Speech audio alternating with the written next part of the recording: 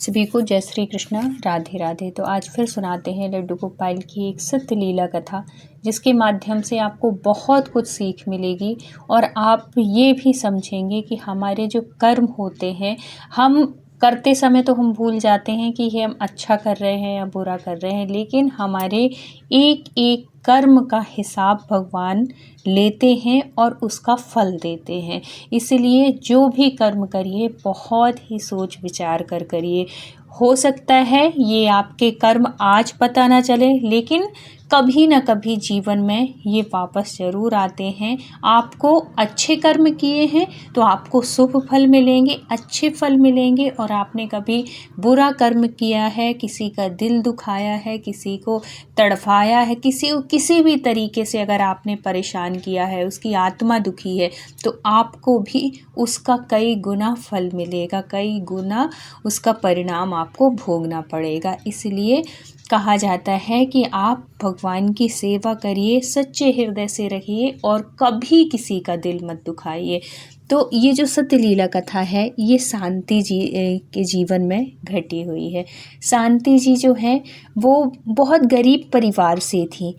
उस टाइम पे गरीबी ऐसे चरम सीमा पे थी कि उनके जो घर परिवार है, उनके घर में 2 रोटी का खाना, 2 वक्त का जो खाना होता है, वो भी ऐसा था कि नसीब नहीं हो रहा था। तो जो शांति जी थी वो 4 भाई बहनों में सबसे बड़ी बहन थी। तो इनके जो पिताजी हैं, इनकी शादी करा दिए थे जल्दी, समय से पहले। मतलब पहले के टाइम पे क्या होता था कि 18 साल से पहले ही लड़कियों की शादी हो जाती थी। 12-13 साल की हुई लड़कियां और शादी हो जाती थी, भले वो गौना 5 साल बाद हो, लेकिन शादी बहुत जल्दी होती थी। ऐसे ही शांति जी की हुई। और शांति जी के जो हस्बैंड थे, जब शादी हुई तो बचपन ही था, छोटे ही थे, वो भी छोटे थे। तो वो कोई किसी तरीके का कोई काम नहीं करते थे, कुछ भी नहीं। लेकिन जब शांति जी के 2 बच्चे हो गए, उसके बाद जब ये थोड़ी से बड़े हुए और इनकी जो ससुराल थी वो ठीक ठाक थी, वहाँ पे ऐसा कोई दिक्कत नहीं था जैसे इनकी मायके में थी। मायके बहुत, जो मायका था इनका, बहुत गरीबी स्थिति थी, लेकिन ससुराल मस्त थी, खाने पीने की कोई दिक्कत नहीं थी, रोजगार से लगे हुए थे, 4 पैसे की आमदनी थी। अब जब 2 बच्चे हो गए और इनके जो हस्बैंड थे ये कुछ नहीं करते थे, तो थोड़ी बहुत पढ़े थे, तो उस टाइम पे जो था नौकरी बहुत जल्दी मिल जाती थी। तो इनके हस्बैंड को पुलिस की नौकरी मिल गई। पहले पुलिस में भी कई लेवल होते हैं, उसमें हवलदार होता है, फिर कहीं जाके पोस्ट बढ़ती है। तो ऐसे ही सिपाही की इनको नौकरी मिली। उससे होता होता एक पोजीशन ऐसी आई कि बहुत अच्छे ऑफिसर बन गए। तो अब इनका जीवन बहुत अच्छे से चलने लगा था। जो बच्चे थे वो बड़े होने लगे थे और ये इनकी पोस्टिंग हुई जब शहर में, तो ये शांति जी भी आ गई। और शांति जी आ गई, घर परिवार बहुत अच्छे से चलने लगा, बच्चे बड़े होने लगे और इनके जो हस्बैंड थे, इनको पैसों की लत लग गई। क्योंकि पुलिस वाले तो ऊपरी कमाई इनकी बहुत होती है, जहाँ भी खड़े हो जाएं, जहाँ भी डंडे बजाने लगें, वहीं से पैसे इनको मिलने लगते हैं।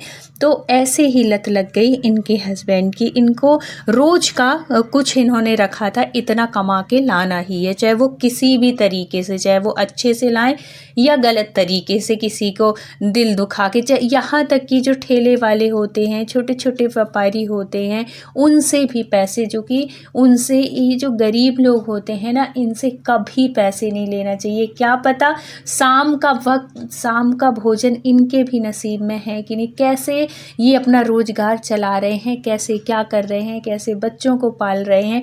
बड़ों से ले लो कोई बात नहीं, लेकिन छोटे रोजगार जो करते हैं, ठेला लगाते हैं, कुछ भी अपने चाय पानी का वो खोले हैं, उनसे कभी, उनको कभी ना परेशान करना चाहिए और ना दिल दुखाना चाहिए। लेकिन इनका नियम था, रोज उनको किसी न किसी तरीके से अपने, जितना उन्होंने अपना अमाउंट रखा हुआ था वो पूरा करना था। खूब पैसे कमाने लगे। अब उस पैसे से अच्छा बंगला बना लिए, क्योंकि पुलिस वालों की इतनी ज़्यादा सैलरी तो होती नहीं है, ये जो कमाई होती है ये ऊपरी कमाई होती है। तो उससे बल्कि ये जो थी शांति जी जो थी ये बहुत धार्मिक थी, ये भगवान की सेवा करने वाली थी, भक्ति से जुड़ी हुई थी। ये अपने हस्बैंड को हमेशा मना करती थी कि देखो गरीबों का दिल कभी मत दुखाना, गरीबों की बद्दुआ बहुत लगती है, ऐसे मत किया करो, बल्कि अगर उनको कुछ हेल्प की ज़रूरत है, कुछ ऐसा है तो उनको खुद से दे दिया करो, लेकिन उनसे कभी लिया नहीं करो। तो वो हमेशा बोलते रहे ज़्यादा धर्मात्मा मत बनो, जो कमा रहा हूँ जो ला रहा हूँ उसको रखना हो तो रखो, नहीं मैं खुद अपने से वो करूँगा। तो वो कह देती थी कि हाँ तुम अपने पास रखो, मुझे नहीं चाहिए ये पैसा। और हमेशा अपने पति को समझाती रहती थी कि देखो माँ बाप के कर्म बच्चों पे आते हैं, आज जो तुम कर रहे हो ना कल तुम पछताओगे, ऐसे मत करो, कभी किसी की आह मत लो। लेकिन वो कहाँ मानने वाले, जिसको एक बार पैसे की लत लग जाए ना वो कभी नहीं सुधरता, और जो धर्म से नहीं जुड़ा होता, जो भक्ति से नहीं जुड़ा होता, वो ये सब चीज़ नहीं समझता है। और अगर आप गलत तरीके से कमा रहे हो, क्योंकि बिजनेस जो ऐसा हो, जो बिजनेस कर रहे हैं उनका भी जो पैसा होता है, चलो थोड़ी बहुत नंबर 2 का मान भी लेते हैं, लेकिन अगर उस चीज़ में अगर आप धर्म का काम कर रहे हैं, अगर आपका जो पैसा है वो प्योर नहीं है, अगर आपका पैसा बिजनेस वाला है या कि कुछ ऐसा वाला पैसा है, तो आप उसके लिए बहुत सी ऐसी चीज़ हैं जब आप अपने उस धन को शुद्ध कर सकते हैं, पवित्र कर सकते हैं। आप ज़रूरतमंदों को, आप ज़रूरतमंदों की हेल्प करिए, आप NGO में दीजिए, आप गरीब जो इतने अनाथाश्रय हैं उनको दीजिए, और गौशाला में दीजिए। कितनी चीज़ें हैं, आप एक बार हाथ तो बढ़ाओ देने के लिए, आपको तो हर जगह देने को मिल जाएगा। लेकिन बहुत से ऐसे होते हैं कि सिर्फ कमाना जानते हैं, लेकिन खर्च करना उनसे नहीं आता है, उनके हाथ से 1 रुपए नहीं निकलता। ये बहुत गलत बात है, क्योंकि आप हमेशा कैसे आए हो, बिना पैसे के नंगा इंसान आता है, नंगा ही जाता है, कुछ ना लेके आता ना कुछ लेके जाता, सिर्फ लेके जाता है तो अपने कर्म। इसलिए कर्मों पर विशेष ध्यान दें, जो करेंगे वो आपको मिलेगा। हमेशा उनकी वाइफ जो थी हमेशा समझाती थी, और भगवान की कृपा से ये ना एक भगवान की छोटी सी ही मूर्ति रखी थी लड्डू गोपाल की, उनकी सेवा करती थी, बहुत मानती थी उनको, बहुत लाड़ लड़ाती थी, और हमेशा भगवान से प्रार्थना करती थी कि हे कन्हैया इनको सद्बुद्धि दो, इनको इन सब आचरणों से दूर करो, ये सब चीज़ ऐसे हमेशा कहती थी। अब वो जो बच्चे थे अब वो धीरे धीरे बड़े होने लगे, और है तो बड़े होने लगे तो पढ़ाई उनकी बढ़ने लगी, और पैसा की कोई कमी थी नहीं। तो वो जो थे उनके हस्बैंड थे, अच्छे से अच्छे स्कूल में पढ़ाए, और फिर जब इनकी स्कूल की पढ़ाई वो हो गई तो इन दोनों बच्चों को इन्होंने विदेश भेज दिया। विदेश में इन्होंने पढ़ाई लिखाई सब कुछ की, और पढ़ाई लिखाई करके वहीं पे ये लोग वहीं पे जॉब मिल गई, जॉब के उससे अब ये लोग रहने लगे। कभी कभी आते, और इतने दूर का वास्ता था तो इतना जल्दी जल्दी आना भी नहीं होता था। अब यहाँ पे ये जो थे शांति जी और शांति जी के हस्बैंड, अब या कुछ समय के बाद ये भी रिटायर हो गए, बुजुर्ग हो गए। अब इनको लगने लगा कि अब मेरे बच्चे अगर साथ में रहते, हम सब साथ में रहते तो कितना अच्छा रहता। अब इनको खालीपन सा लगने लगा, अब इनको उन सब चीज़ों का एहसास होने लगा, क्योंकि अब एक अवस्था होती है ना, जब एक समय आता है जब हमें जो हमने किया है, जो अपने कर्म किए हैं, उनका सब चीज़ हमें वो होने लगता है कि मैंने क्या गलत किया है, क्या सही किया है, एक समय के बाद। इसीलिए कहा जाता है कि अच्छे कर्म करो, जब आप कभी पीछे मुड़ के देखो ना तो आपको अच्छी यादें रहें, आपके सामने कभी किसी की बद्दुआ ना आए, कभी मन में ये ना रहे कि हमने ऐसा काम किया था तो उन्होंने ये गलत मतलब बद्दुआ लिए थे हम किसी से। कभी जो हमारी यादें हों वो हमेशा पॉजिटिव हों, अच्छी यादें हों, कभी गलत याद दुखी वाली याद ना हो।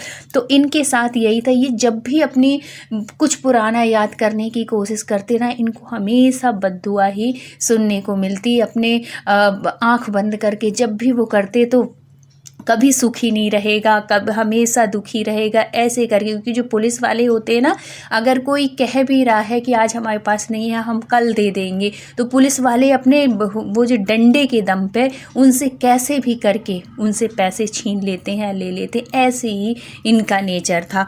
अब जब बच्चे बड़े हो गए तो इनको एहसास होने लगा कि बच्चे हैं नहीं। कई बार ये कहते कि बेटा अब यहीं आ जाओ, अपने यहीं पे आ जाओ, यहीं पे कुछ करो, यहाँ पे सब कुछ है। लेकिन बच्चे एक बार चले गए तो वो कहाँ आने वाले थे, अब वो नहीं आ रहे थे।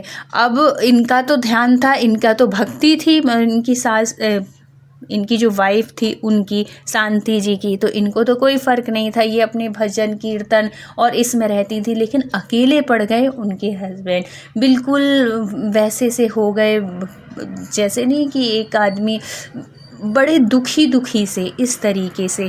और ये हमेशा कहती थी कि देखो ज़्यादा परेशान मत हुआ करो, भक्ति में लगो। मैं पूजा पाठ करती हूँ, आप भी करो, मेरे साथ मंदिर जाओ। लेकिन जो इंसान जवानी में अपनी ये भक्ति पूजा पाठ किया नहीं ना, उसको बुढ़ापे में उसका कभी मन नहीं लग सकता। जो लोग कहते हैं ना कि ये कोई टाइम होता है पूजा पाठ करने का, यही टाइम होता है, जवानी ही होती है, जब आप अपने मन को भगवान के चरणों में लगा लो। क्योंकि अगर आप बुढ़ापे के उसमें बैठोगे तो आप जीवन में कभी भक्ति नहीं कर सकते हो, कभी भगवान की कृपा नहीं हो सकती है।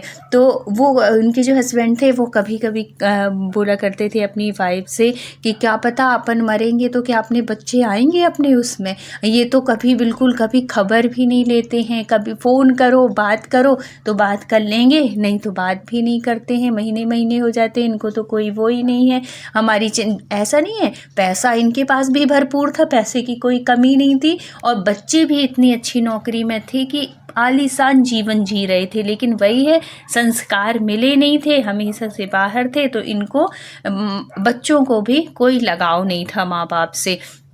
और जो शांति जी थी वो तो अपने भक्ति में, अपने कन्हैया के रंग में रंगी हुई थी। वो कहती थी कि क्यों उनके उसमें लगे हो, भगवान की पूजा करो, वो वही सब पार लगाएंगे, वो है ना कन्हैया, वो बैठे हैं, मेरा सब वही करेंगे, ऐसे। और वो सच में वो भक्ति में थी, तो उनको कोई असर नहीं था जीवन में कि उनके बच्चे आ रहे हैं नहीं, इतना फ़र्क नहीं था। क्योंकि वो अपने कन्हैया को ही अपना बेटा मानी थी, वो बहुत आनंद में जीवन जी रही थी। लेकिन कष्ट था उनके हस्बैंड को। और देखो भगवान जैसे जो इंसान होता है ना, भगवान उनकी वैसे ही सुनता। इतना अच्छे से इनका जीवन था, सब कुछ था, शांति जी का भक्ति थी, तो भगवान की ऐसी कृपा हुई कि देखो एकादशी का दिन था और इनकी एकादशी के दिन ही कुछ नहीं, ना तो कोई तबीयत खराब, ना कुछ और है तो इनको अटैक पड़ जाता है। जो साइलेंट अटैक है वो इनको पड़ा और उनकी डेथ हो जाती है। अब जब ये डेथ हो गई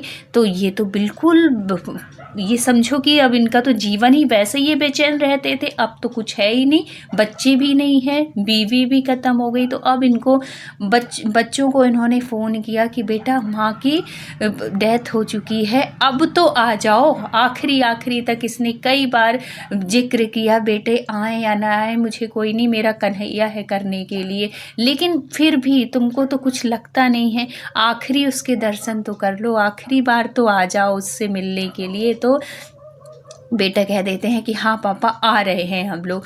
आने के उसमें उन्होंने अपनी जो शांति जी थी उनको मतलब इंतज़ार कराया, बॉडी को रखा कि बच्चे आ रहे हैं। अब बच्चे आ रहे हैं, बच्चे आए तीसरे दिन आए तो वो भी, ये दोनों बेटे थे, दोनों विदेश में रह रहे थे, जिसमें कि एक बेटा आया, बड़ा वाला बेटा आया, और छोटा वाला पता चला कि छोटा वाला बेटा नहीं आ रहा है। तो अब उसका संस्कार हुआ, सब कुछ हुआ बहुत अच्छे से।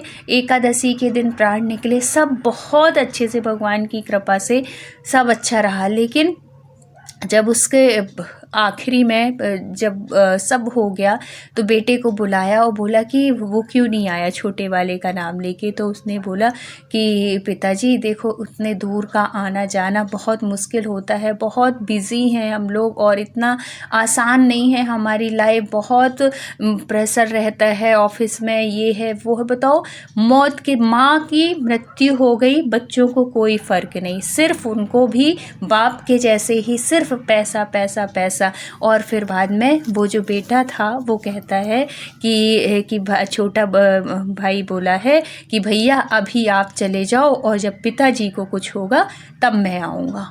ऐसे जब वो सुनता है बाप तो उसको लगता है कि देखो मैंने पूरा जीवन पैसा कमाया, किसके लिए? अपनी औलाद के लिए पैसा कमाया। क्यों मेरे ये जो थी शांति थी हमेशा कहती थी कि देखो इन सब चीज़ों के उसमें मत पड़ो, भगवान की भक्ति कर लो, यही जीवन में आएगा काम और कुछ नहीं आएगा। और आज मेरा जीवन सच में, मेरी शांति चली गई और मेरे जीवन से भी शांति चली गई है इस पैसे की वजह से, तुम लोगों को अच्छा पढ़ाने लिखाने की वजह से कि तुम पैसा रहेगा तो तुम अच्छा पढ़ोगे लिखोगे, हमारा जो बुढ़ापा है वो अच्छा रहेगा। लेकिन मैं गलत था, मैं बहुत गलत था जो कि मैंने ये डिसीज़न लिया। और सच में उसने कहा है कि जो कहा है ना कि तुम माँ के में चले जाओ, मैं पिताजी के में जाऊँगा, तो बेटा ये सब चीज़ करने की ज़रूरत नहीं है। और वो अंदर रूम में चले जाते हैं, दरवाज़ा बंद करते हैं।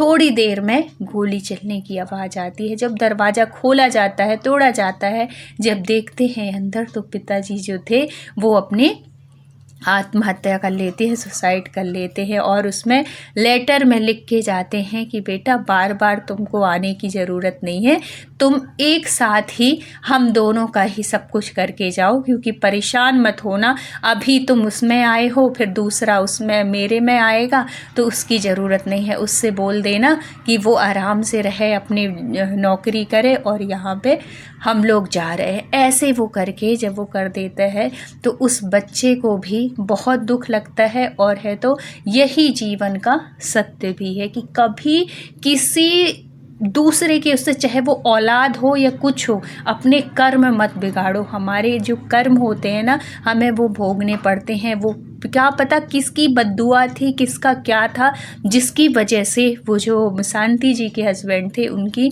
इतनी खतरनाक मौत हुई। उनको खुद अपने आप से ही गोली मारनी पड़ी, अपनी आत्महत्या करनी पड़ी। तो कभी ऐसे कर्म मत करो कि आपका अंत दुखदाई हो। इसलिए भक्ति करो, भक्ति से जुड़े रहो। तो भगवान की भक्ति में बहुत शक्ति है। उन्होंने भक्ति की, उनको एकादशी का दिन प्राप्त हुआ, भगवान की शरण प्राप्त हुई, उनका जीवन आराम से बीता और इन्होंने सबका लूटा पाता, सब कुछ पैसे में मरे रहे। तो आखिरी में ना तो पैसा काम आया, ना बच्चे काम आए, और आखिरी में इस तरीके से मौत हुई। तो भगवान की भक्ति करिए और अच्छे कर्म करिए। तो अगर वीडियो अच्छा लगा हो तो प्लीज़ लाइक, शेयर और सब्सक्राइब करिएगा। फिर मिलते हैं किसी सत्य घटना के साथ। तब तक अपना ख्याल रखिए, अपनों का ख्याल रखिए। Thank you so much full watch करने के लिए। राधे राधे।